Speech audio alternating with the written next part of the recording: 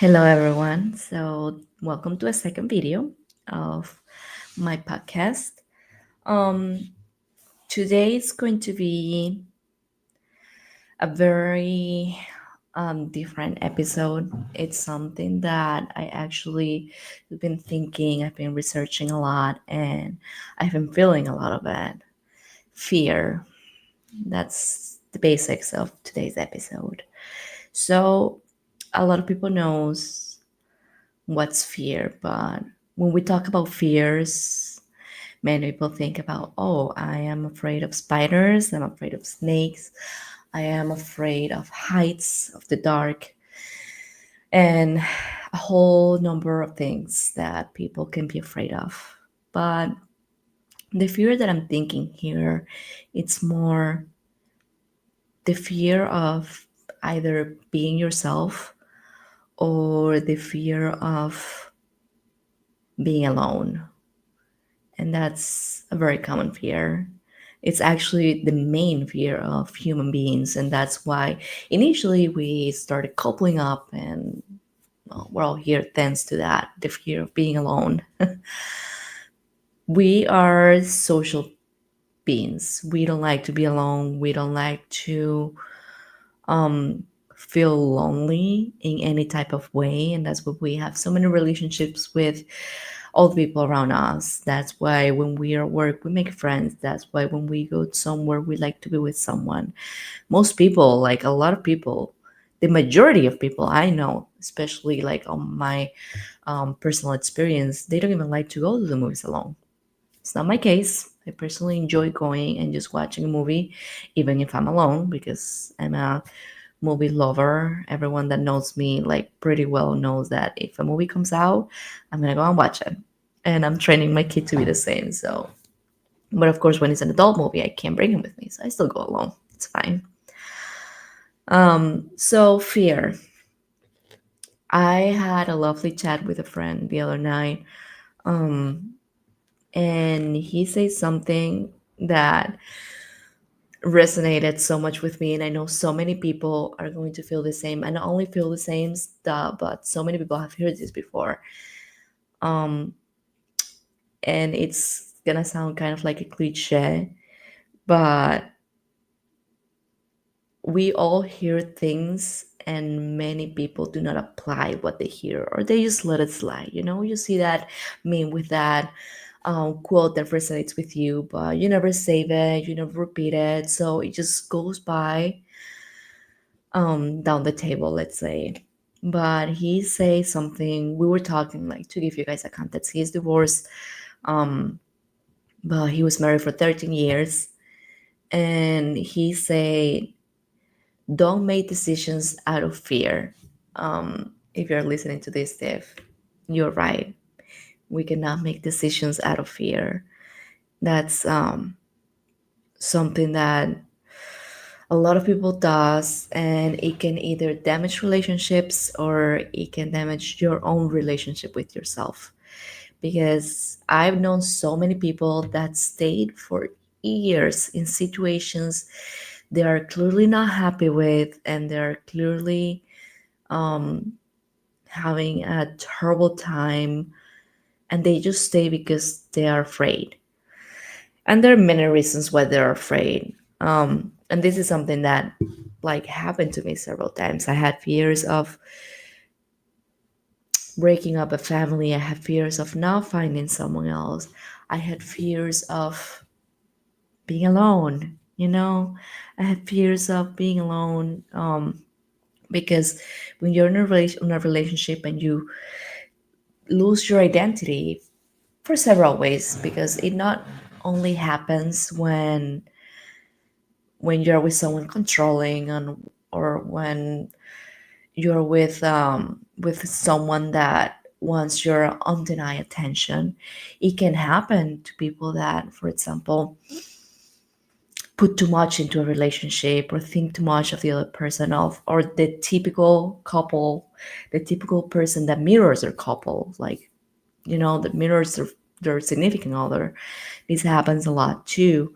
I don't know if you guys have seen. I think it's hilarious when you see a couple and they are so much alike, and you see the wife. She does all the things, all the little perks the husband does, which okay, most times is normal, is natural to copy things because when you're living with someone, when you're living with that person, seeing them every day, it's so easy to get um their little perks. Like you find yourself talking some way, like for example, my mom sometimes she would talk very cute to the cats or be like talking to them or to Mateo like they're babies. And I found myself doing that sometimes and I'm like, oh my gosh, I'm spending too much time with her. But those kind of cute things, that's nice. Like when we get those little perks because that means that that person, even if they're not with us anymore, they're always going to live in us somehow. And that happens a lot with couples, especially like with married couples that live together or couples that live together. Um, and it is kind of cute. It is kind of cute, but it's a fine line in between being cute and losing who you actually are. So it's a dangerous game too, I have to say. But yeah, fear. Let's get back to the topic.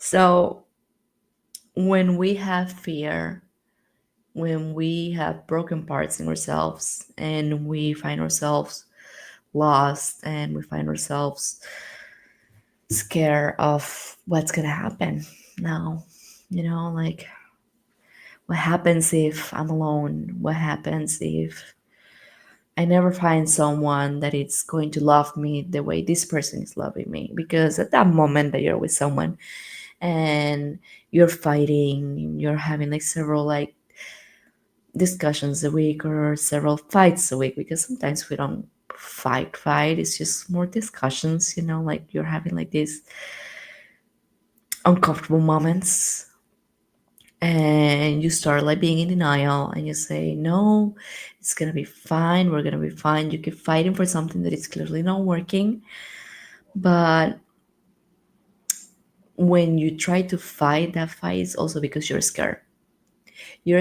of going out there, of starting again, starting from zero with someone else.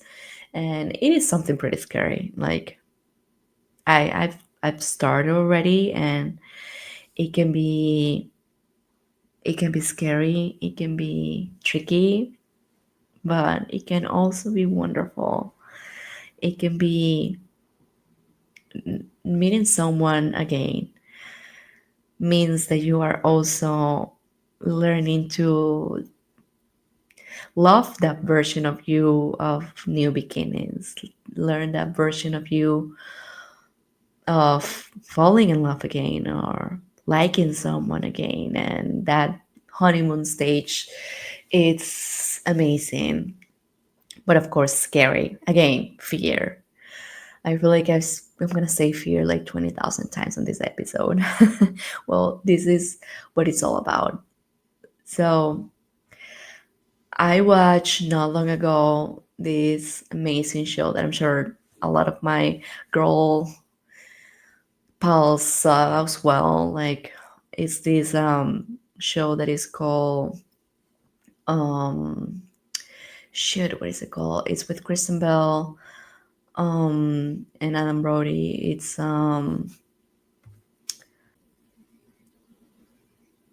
yes, okay, got it. It's called Nobody Wants This. So that show, oh my gosh, first hilarious and so good, so fun, so touching. I felt like so connected with her character, especially when in that episode she says the one of the biggest phrases of the show that I feel like it touched a lot of people. The I'm too much, when you feel you are too much, and then the rabbi, which is the other main character, he says, I can handle you. Uh, that moment was just gorgeous. It was wonderful. That was real TV. It was beautiful. And I feel like a lot of people, a lot of women feel that too, because we're more emotional. And yeah, let's be honest, and let's not put this as a bad thing, because it's okay to be emotional. It's okay to feel. It's okay to be passionate.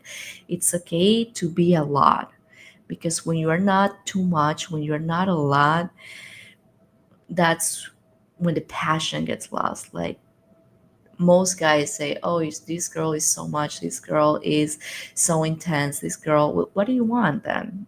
You want someone that doesn't show how they feel? You want someone that doesn't make you feel special with their passion towards you? And well, of course, it's not always passion. It could be passionate fighting. And I guess that's when it can become a problem, when you're passionately fighting with someone. I consider myself a very passionate fighter.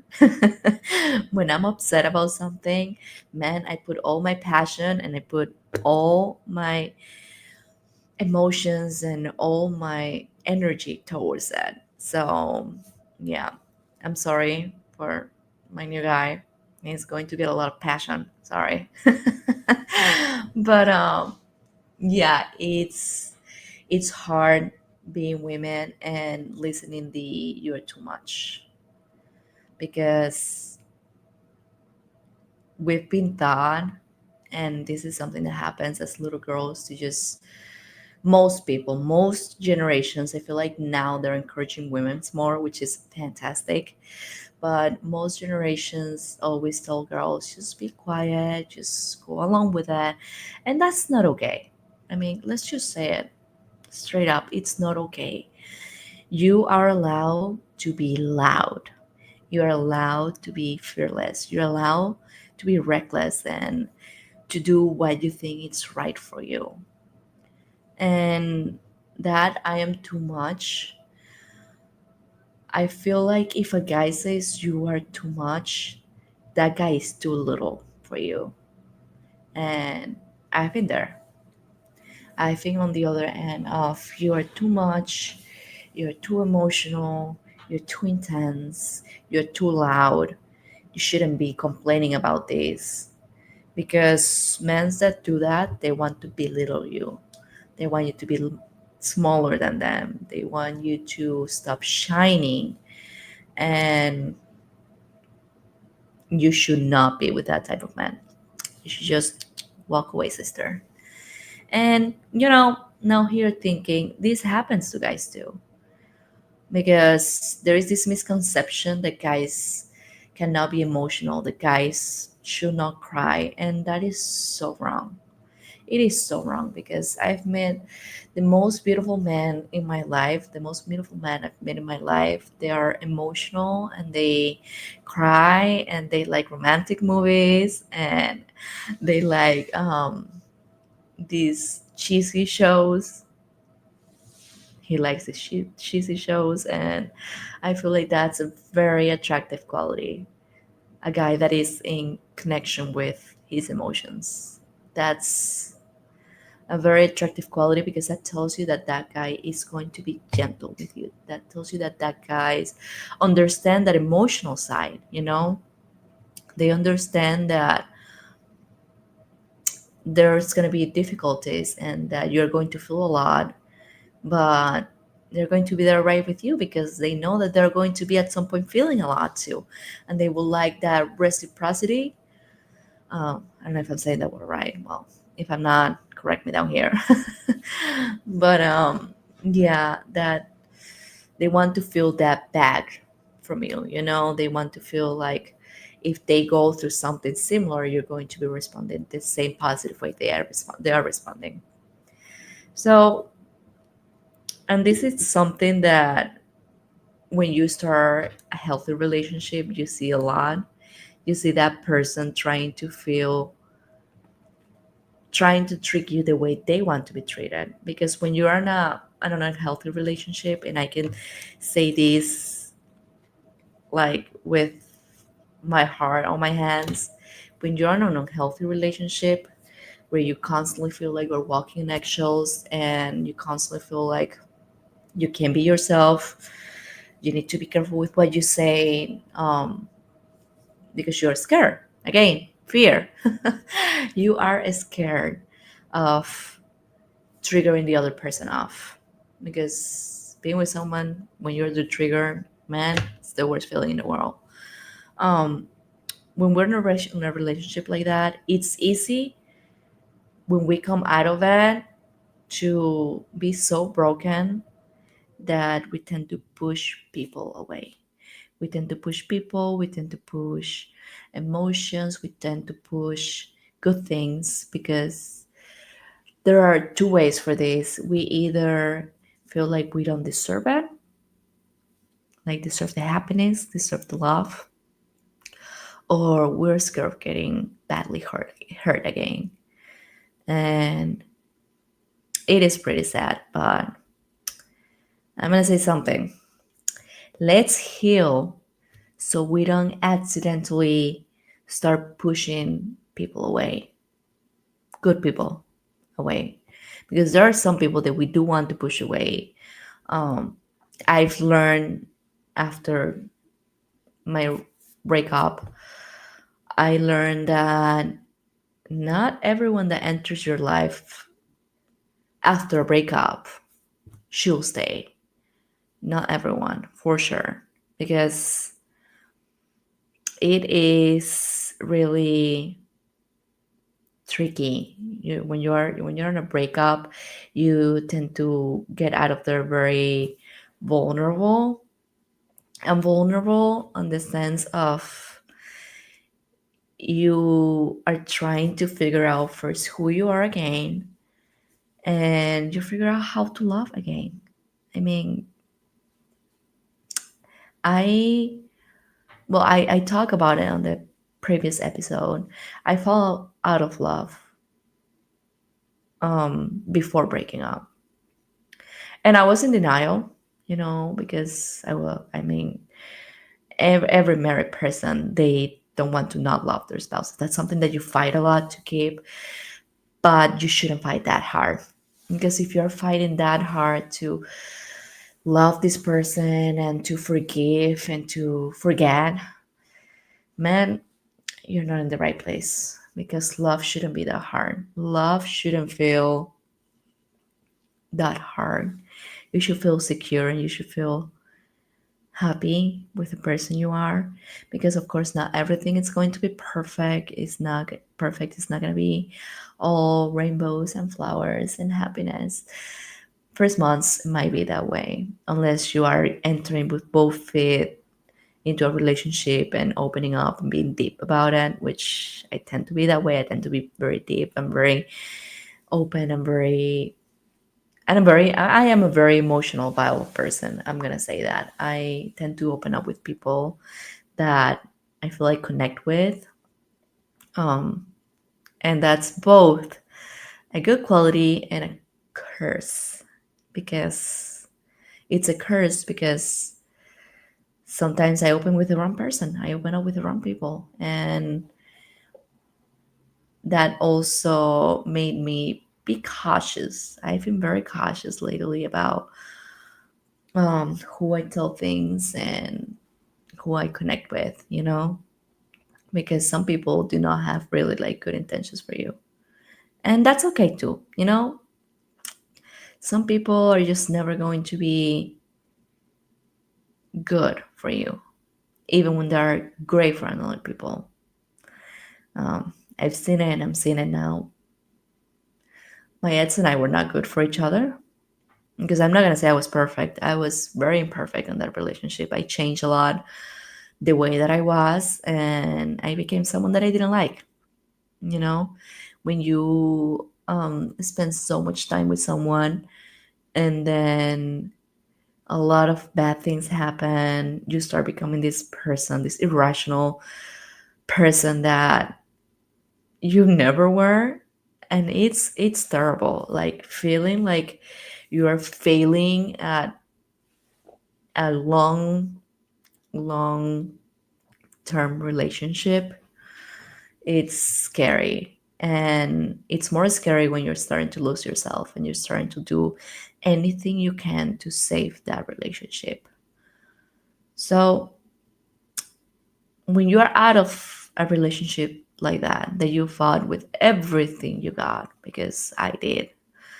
You fought with everything you had, you tried everything you could, and it's just not working anymore. We tend to break inside a little bit.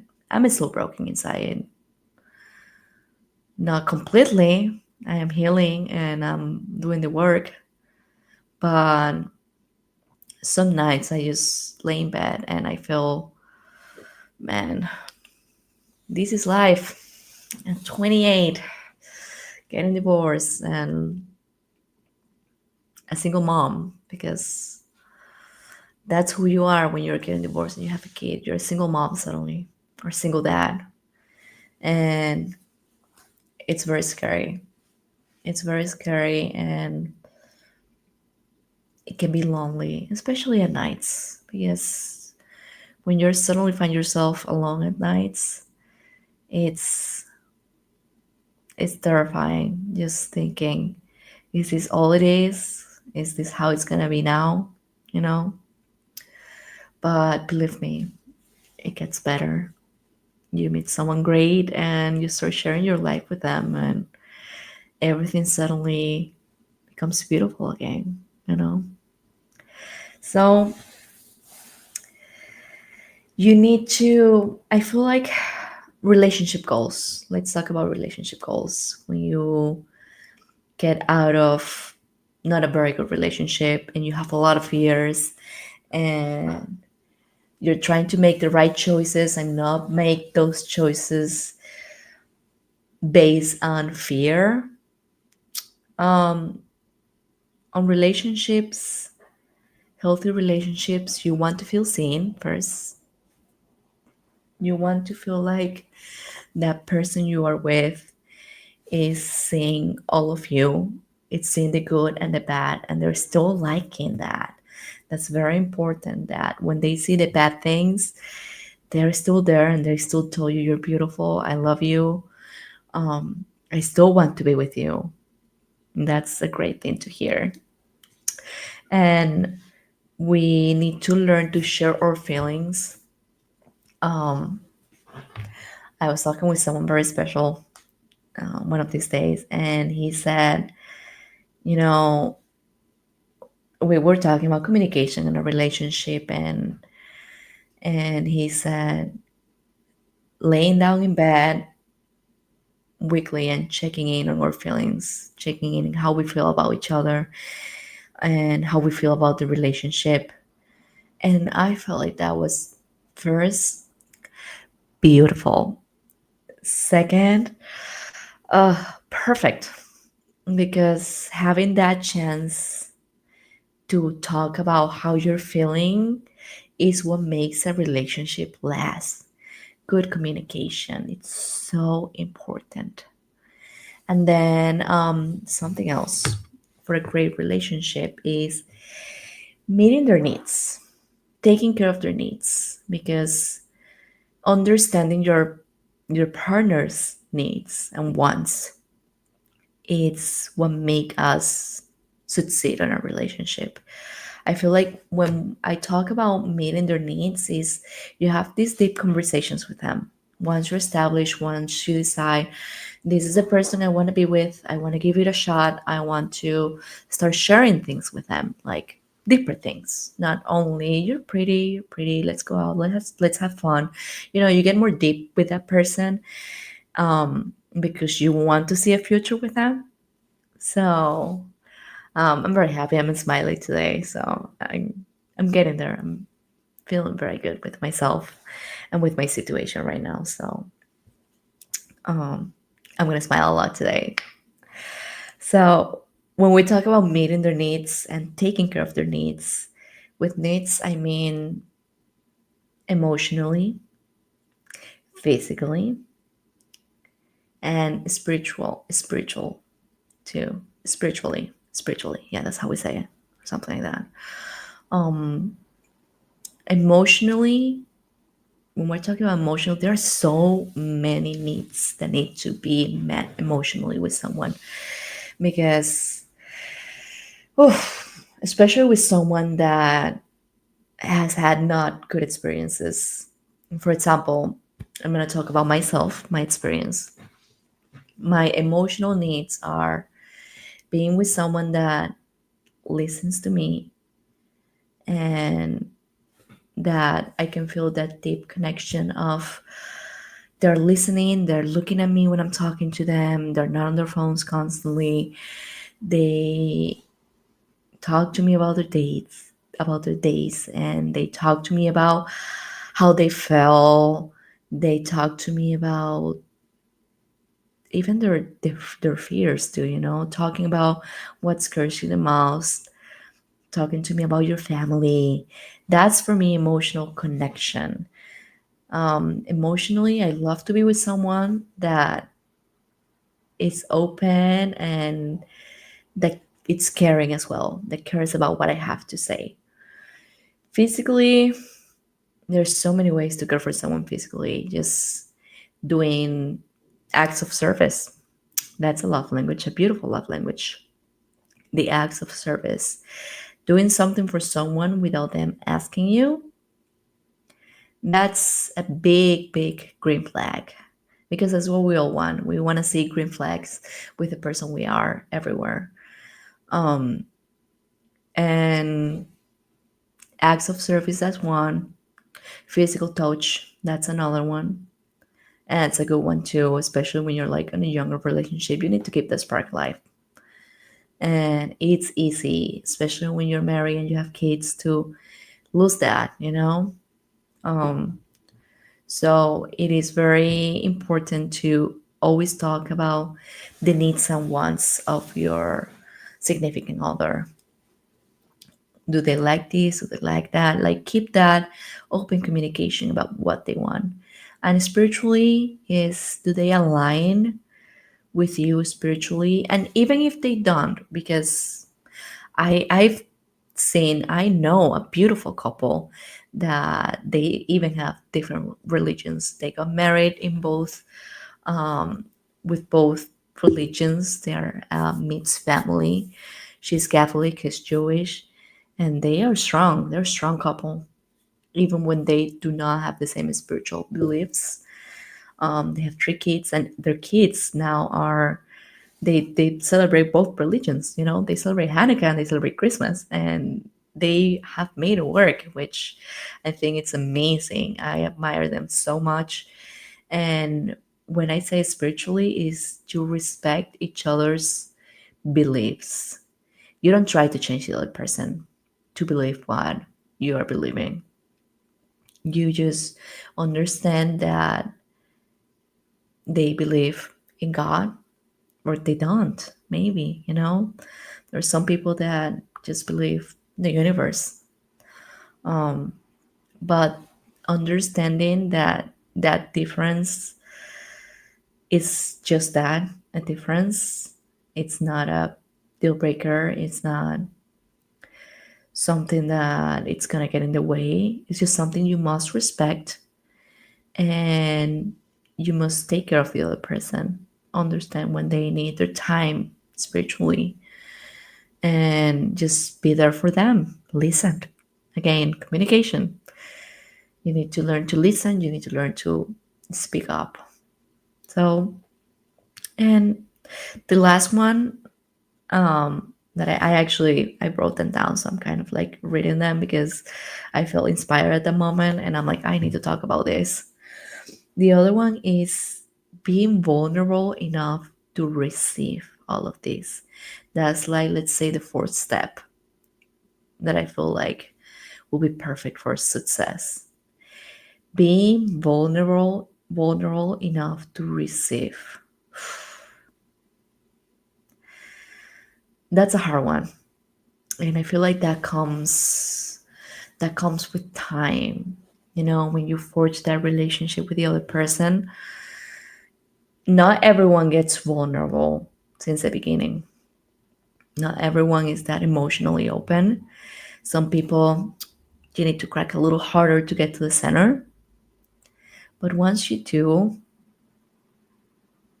me as a person that wants to be cracked up, Once I open emotionally to you, I need to be aware. I need to be aware of my vulnerability to open myself and to tell the universe I am open and ready to receive. And that's a hard thing to do. It is a hard thing to be vulnerable because when we're vulnerable, again, I just got corrected not long ago that I say again like Canadians and not again. So I'm going to be saying again now on.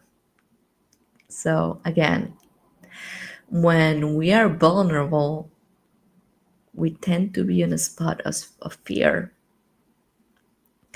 Being vulnerable is terrifying because when you're vulnerable, you are exposed to getting hurt. And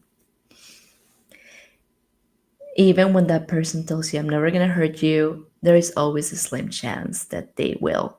And they most likely will, and you guys will overcome that. That's fine. Um, but it's the repeated action of hurting someone what damage relationships. And when we're vulnerable and we decide to be vulnerable and open to that person to receive their love, that's when things start getting good.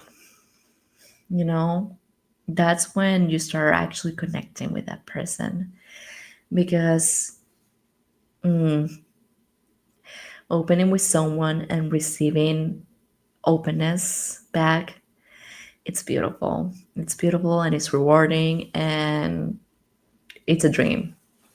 It's a dream that we all want to get there. We all want to fulfill that dream of feeling complete or complement because you don't have to have someone else to feel complete or successful or full. You should feel that with yourself and just have someone there to bring you that peace and happiness we're looking for. Because at the end of the day, when you're past certain age, you don't want more drama. At least, well, and this is something that I find very funny. I love drama. Not my drama, but I love seeing drama. I love seeing people um, I love seeing people like going through stuff and telling me the gossip. And I'm like, oh my gosh, oh wow. I don't want to be in the gossip. I don't want to be part of it, but I enjoy listening to it. And that's something that I'm sure a lot of people is going to relate to. But yeah, especially with relationships, drama is no good. We're all grown up adults. We're all grown ups, and we just shouldn't be involved in the drama. I was involved in plenty of drama to last a lifetime. So I'm done with drama. Let's just say that.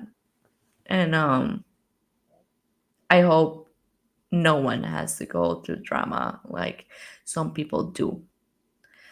Um, there is something that I feel like I talk about it in the past podcast. Yeah, I did in the past episode. I talk about how sometimes you numb yourself from feeling things and sometimes you don't know that the pain's still there. You're still hurting until something comes along and it forces you to become aware of it. It forces you to deal with it, deal with the pain. It can be little things. It can be a Facebook memory that comes up and you're like, oh shit, that hurts. Still hurts. In my case, it still hurts because you had all these expectations of how life was going to be and how beautiful life was going to get, how you were going to grow more and with that person. And I feel like most people, at least in my case and in a lot of the cases that I've talked to people about, Once you go through a bad breakup, you close yourself. You what is it called? You block all the negative thoughts that that relationship left on you. You tend to block the bad times for sure. That's the first thing you block. You block the bad experiences, and then you tend to block the good experiences as well. So blocking the new experiences, the good experiences can be challenging because sometimes a good memory pops up and you are in there feeling like, oh my gosh, how why did I end it? Why did I end this? And then that's when you take out of your brain, oh, those bad things. Yeah, this is why. Um so yeah, we tend to bottle up things, especially bad things. We tend to bottle them up and put them on a corner. And when something comes up and you open up that little bottle and the thoughts start coming out, you start feeling that pain again. You start feeling that ache in your heart. And it's sad. It's sad, but at the same time, it's a good pain because it makes you aware of how strong you are, how resilient you are. I consider myself an extremely resilient person, actually, so much that my first year here in the States, I got this tattoo. Where is it on camera? Oh, here. I got this tattoo, which is a runa, and it's about being resilient and overcoming challenges and new beginnings. And well, I felt like that at that time, and I feel like that now. Very resilient. I've always been very strong and very focused on what I want. So when I lost myself in there for a few years, I I said I can get back up because I've done it so many times before. I'm strong, I'm driven, I am positive, and I can get out of this safely, and I'll go out of this and be better, you know? Because when you get down, and this is something that I was talking with my mom the other day, she say, you hit rock bottom where I was.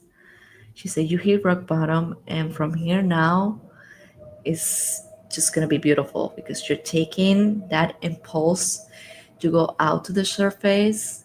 And when you go out to the surface and you see all the gorgeous things you were missing out, you realize I did it. I did it. I am free and I can be happy again. Again. I can be happy again. And it's beautiful. It truly is. So, if you are with someone that disregards your emotions, that is not being healthy, that is not being good towards you emotionally, physically, spiritually, get out of there as soon as you can. Get out of there because there's always going to be someone better, someone good, someone that listens, and someone that wants to know everything. And hold on, my cat's biting. Stop biting, dog. Sorry. She was biting the table. I don't want her to. Um, so yeah, we're all going to meet that person. Maybe I did already. Who knows? Um, well, yeah, don't make decisions out of fear. Make decisions out of love. And that's something I'm adding to the quote of my friend. Make decisions out of love. Make decisions because a lot of people says do not listen to your heart. You need to listen to your brain, but you need to listen to your heart too. I do get that we need to be rational and we need to be logical and we need to have 2 feet on earth when we're making decisions, especially in our love lives. But using the heart, I mean, the best things in life come by using your heart. The best songs I've heard come from someone that either got a broken heart or is deeply in love. And all of that comes because they're thinking with all of this, everything they have on their chest, they're taking it out on music, on poetry, on books. Um, I am reading a book that it's called How to Deal with a Broken Heart. Yeah, I think I'm translating it. It's in Spanish, so I think I'm translating it very well. But the concept of the book is someone, like the author was with someone for a very long time. I think it was like 13, 14 years. And she suddenly finds herself alone after sharing so long and so much with someone. That person that you know everything about is a stranger now. So you know everything about a stranger. And you start wondering, how to the people that get to this stranger's life it's going to feel knowing them again, like meeting them for the first time, and the bads and the goods. And the book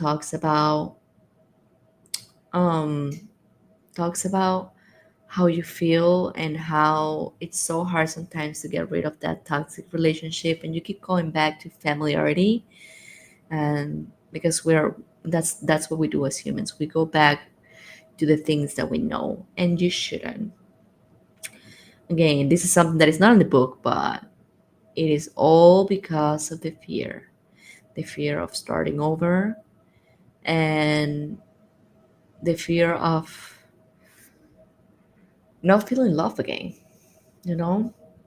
Because that's a fear too. Not being able to say to someone, I love you, not being able to fall in love again, because love is beautiful. And love is something that everyone wants. I recently was talking with a friend. She started dating again, and she's like, I'm too demanding. I just think a lot with my brain. And I'm like, I get it. I mean, she's divorced too. And I'm like, I told her, I get it. It's so hard out there. you know it's a rough world, especially for women. Like, for guys seems to be easier. But for women, finding someone good, someone that you connect with, someone that you want to spend time with, and want to sacrifice your independence for, because your independent life for.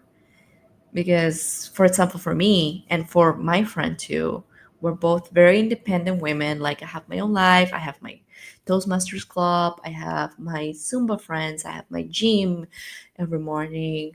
I like to go to the movies alone, I like to write, I like to make music. Like, I like all this stuff by myself, that for me to sacrifice that little, because it's a little time that I get for myself to be with you, that means that I have to like you a lot to sacrifice my spare time to spend them with you. And not every woman is like that. For example, my friend, she's so independent, and she's been alone not for that long of a time, but she's been basically alone for, I think, 4 or 5 years, on and off in relationships, so very short, very brief.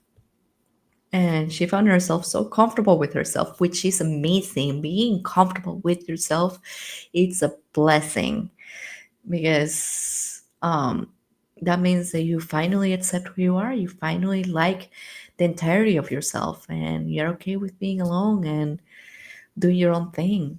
You finally don't feel that lonely anymore. In some aspects, you're always going to feel lonely, especially when you're a woman and you've been without someone for so long, you feel lonely. But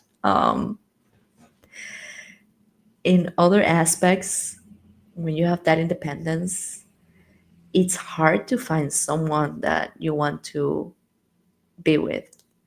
And my friend, she's a very successful woman at her job. She's very successful. She is very driven. She has her own place. She makes good money. And in her head she's like, why would I want to waste time with someone that is not like going to add to my life? So I feel like at that point, when you're in that stage of your life, that I feel like kind of I'm getting there. I'm getting to a point that I feel good with where I am. Of course, I'm always gonna want more because I'm a very ambitious person, especially professionally. I want a lot professionally. I feel like I'm not even a quarter um, close to my path professionally. But for women as driven as me and as my friend, it is damn hard to open and want to spend all of our time with someone, you know. So for this friend, I told her, listen, I am so happy you're dating again. I feel like you need to be a little bit more open, because she's this friend that she sees the ick on everything. Like you say something too cheesy, oh, it gives her the ick. She was telling me this story about this guy she went out with, and it was her birthday, and he told the people on the restaurant that it was her birthday, and she felt the ick. But at the same time, she say, I got super red, he got super red, but we had a good time. So I'm like, that's amazing, because that means that you are opening up a little bit, and you're not only seeing these little perks that you might not like, but you're seeing the stuff that you actually like. And that's what you need to do. When you're such an independent woman, there are things that might be like, I don't like this, but can I let this slide because I like everything else? Yes, I can. Why not? I mean, with communication and with talking about the things that you don't like, of course, it's not gonna happen the first date. Like you go with someone the first date, you're like, oh, I don't like that you do this. Relax, take a minute, and think about all the other things they do. Because this was happening to me. I was going out and I'm like, I do not like this. Nope, nope, nope.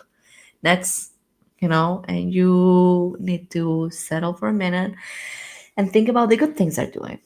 Think about the nice perks they have. What are they bringing to your table? Because there are more good things than bad things most of the times. Of course, there are some guys that are the epiphanies of red flags, and you shouldn't be with that. But walking carefully doesn't mean crawling.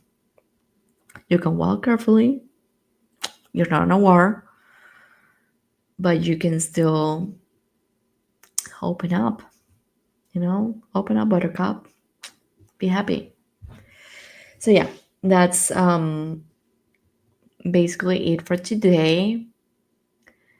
It is okay to be scared, but you cannot let your life be all about that fear. You need to learn to understand that the fear is always going to be there. There's always going to be fear of something, but you cannot let your life be ruled by the fear. And especially, you cannot let decisions, or you cannot take decisions out of that fear. Adding to that, um, let people love you. I I say to my friends daily. Every time I say, I love you guys. I love you. I love you. I give them kisses. I give them hugs, because giving someone, you don't know when that person receives love last. So giving someone love and giving someone a hug, it can make someone's day connecting that um and connecting during that hug. So just be loving, be open, and don't let the fear ruin the good things you have in life. See you guys in the next one. And the next one, I am bringing a friend, and it's actually coming out sooner than later. She was gonna come with me today, but I have the feeling that she fell asleep, which is fine. Um, Adulthood is tiring. I know it because I'm exhausted right now. It's pretty late right now. It is 10:30. It's past my bedtime. But yeah, I'm bringing a girlfriend the next time. It's going to be a beautiful episode. It's going to be about grief and love. Real grief, actually. Real grief, grief about losing someone physically and how to overcome that and what to do next. How do you start dating again? How do you start opening up and loving someone again, you know? So that's going to be a very good episode. It's going to be number 3. I hope you guys stay tuned and watch that one. And if you like it again, like, subscribe, comment. Tell me if you feel connected by anything of what I said, if you feel that you relate to anything of what I said, and what would you like to hear? Who would you like me to bring? What stories would you like me to dig into and talk about on the next episodes? And thank you for listening. If you got here, oof, this was a little longer, 51 minutes. Thank you for being here.